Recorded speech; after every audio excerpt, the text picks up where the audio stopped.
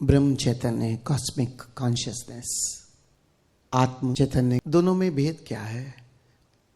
ओशो का एक वाक्य है, परमात्मा की अनुभूति अगर सर्वप्रथम होगी तो अपने भीतर होगी, और एक बार हम अपने भीतर उस परमात्मा को जान लेंगे तभी हम पूरी सृष्टि में उसे अनुभव कर सकते हैं। और परमात्मा हमारे भीतर किस रूप में है? हम सब में सुना है कि हमारे भीतर आत्मा है जो परमात्मा का अंश है। अगर पहले हम अपने भीतर अपनी चैतन्यता की अनुभूति नहीं करेंगे तो ये असंभव है कि हम उसी के फैलाव, जो ये ब्रह्म है, ये परमात्मा है, हम इसकी अनुभूति कर सकें। पहले अपने भीतर अपनी चैतन्यता को अनुभव करेंगे, अपनी आत्मा को अनुभव करेंगे, और फिर उसी के फैलाव को हम उस परमात्मा की अनुभूति में हमारा अनुभव होगा। मानो हमने एक कुआं खोदा है, तो जब हम कुएं की खुदाई करते हैं तो सबसे पहले हमें कुएं का पानी मिलता है जो उस कुएं का पानी है। लेकिन अगर उसकी भी गहराई में जाओगे तो फिर ये जानोगे कि उस कुएं की गहराई में जो अंडरग्राउंड वाटर टेबल है वो सारा एक ही है, उसमें कोई भेद नहीं है। तो ऐसा ही जानो, जब कुएं की खुदाई की, पहले अपने पानी को हम उपलब्ध होते हैं और फिर उसकी गहराई में जाकर हम उस प्रभु के साथ हमारा साक्षात्कार भी होता है और हम उसी में डूब भी जाते हैं। और इसी से ओशो का ये वाक्य हमें पूरी तरह अनुभव हो सकता है कि सर्वप्रथम अगर परमात्मा की अनुभूति होगी तो अपने भीतर होगी, और फिर हम उसी के फैलाव में उस परमात्मा को अनुभव करेंगे। लेकिन यहाँ भी बात समाप्त नहीं होती। केवल अनुभव जीवन में पर्याप्त नहीं है। विधियां हैं, विज्ञान भैरव तंत्र की 112 ध्यान विधियां हैं। उन 112 ध्यान विधियों के माध्यम से हम शांत हो सकते हैं, विचार शून्य हो सकते हैं, निर्विषय हो सकते हैं, और उसमें हम अपनी चैतन्यता की अनुभूति आराम से कर सकते हैं। उसकी गहराई में जाकर उस परमात्मा की अनुभूति भी कर लेते हैं। लेकिन कितनी देर हम उन विधियों के द्वारा अपने भीतर, अपने सोर्स से, अपनी आत्मा से हम जुड़ते हैं? लेकिन क्या वो पर्याप्त है जीवन के लिए? सच पूछो तो ओशो कहते हैं, 1 घंटा ध्यान करो और 23 घंटे फैल जाए।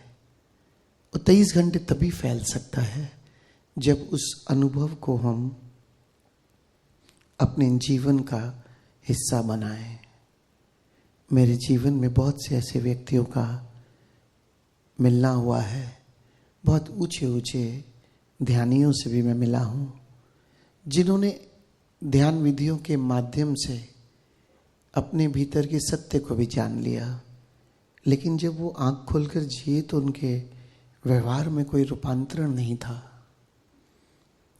और ओशो की सारी देशना ध्यान विधियों तक सीमित नहीं है, ये रूपांतरण के ऊपर है, डिवाइन लिविंग पे है। ये हमारा जो जीवन शैली है, ये हमारी जीवन शैली कैसे परमात्मामय हो जाए, आत्मामय हो जाए, ये सारी ध्यान विधियां हमें वहां तक ले जाती हैं। तो मैं अपने मित्रों को अक्सर ये याद दिलाता हूँ, ध्यान केवल पर्याप्त नहीं है। ध्यान से जो अर्जित करते हैं उसको जीवन शैली में लाना, ध्यान से जो हम अपनी चैतन्यता की अनुभूति करते हैं और फिर जब उसी की गहराई में, उसी के फैलाव में उस परमात्मा से हम जुड़ते हैं, उसके स्वाद के साथ, उसकी सुगंध के साथ, जब तक हम जीवन ना जिए तब तक ये ध्यान के अनुभव मेरे देखे 2 कौड़ी के हैं। चाहे वो कितने भी बड़े अनुभव हो जाएं या कितने भी छोटे से छोटे अनुभव हों, छोटे से छोटा अनुभव भी पर्याप्त है, अगर वो जीवन का हिस्सा है। और बड़े से बड़ी अनुभूति भी 2 कौड़ी की है, अगर हमें उसे जीवन शैली में नहीं लाए। तो ये स्पष्टीकरण होना बहुत आवश्यक है। हम अपने भीतर अपनी चैतन्यता को अनुभव करके फिर उसी की गहराई में जाकर हम उस परमात्मा से जुड़ेंगे। और फिर ना केवल जुड़ेंगे, इसमें मेरे मित्र ने जो पूछा उसका उत्तर है कि हम यहाँ आश्रम में आते क्यों हैं, क्यों यहाँ आना ज़रूरी है? क्योंकि यहाँ पर एक ऐसा माहौल मिलता है। हम यहाँ पर सिर्फ और सिर्फ इसी जीवन शैली को जीने आते हैं ताकि हमें अभ्यास हो सके, प्रैक्टिस हो सके, और फिर उस जीवन शैली को हम संसार में जाकर हमारी मित्रों के साथ, हमारे परिवार के साथ, हमारे काम की जगह पर हम उसे अपने जीवन का हिस्सा बनाएं। इसलिए ध्यान घर में भी ज़रूरी है, और समय समय पर जितना भी आपको सुविधा हो, यहाँ आकर इस माहौल में इस अभ्यास की भी ज़रूरत है कि हम इस अभ्यास के साथ जो बीच के समय है, खाने का समय है, चाय का समय है, नाश्ते का समय है, डिनर का समय है, किस तरह से हम मित्रों के साथ उस प्रेमल, उस होशपूर्ण जीवन शैली को उपलब्ध हो जाएं। बीच बीच में हम एकांत में भी अपने पास आएं, अपने आप के साथ जिए, ताकि हमें प्रैक्टिस हो सके। तो प्यारे मित्रों, इस अवसर को ऐसे ही व्यर्थ मत जाने देना। हंसने खेलने की यहाँ कोई मनाही नहीं। ओशो का धर्म तो हंसता खेलता नाचता वो धर्म है, लेकिन भीतर एक प्रेम और एक होश को बनाए रखना। The Osho religion is just the dancing, celebrative, singing, full of joy. But in you, please carry on the love and awareness.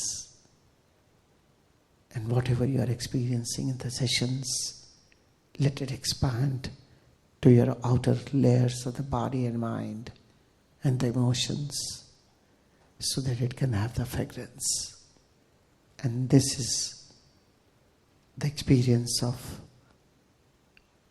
cosmic consciousness, that we are all one. हम सब एक हैं. And this oneness is the cosmic experience. और हम सब के भीतर की चैतन्यता की अनुभूति, यही अनुभूति ब्रह्म चैतन्य की अनुभूति है. अगर हमारी दृष्टि सिर्फ शरीरों तक रुकी है तो समझना कहीं भूल है. और जब तक हमारी दृष्टि शरीरों से पार भीतर की चैतन्यता को अनुभव ना करे, तब तक कहीं ना कहीं कुछ कमी हो रही है. मानव दुनिया में अलग अलग तरह के लोग हैं जिनसे हम संबंधित हैं, जुड़े हुए हैं, लेकिन क्या फर्क पड़ता है.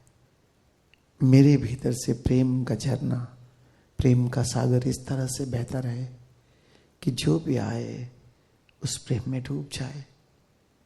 दूसरा मैटर ही नहीं करता. सारी साधना मुझसे ही शुरू होती है और मुझ पर ही समाप्त होती है. And this journey starts from me, ends at me. And please don't bother how the people are behaving with you. In this world, people are not wrong. Only thing is they are different. इस दुनिया में लोग गलत नहीं है, बस अलग है. और ये अलग होना ही इस जीवन की खूबसूरती है. And this is the beauty of the world, that we all are different. We should respect this difference. We should be loving for whatever the surroundings we have around us.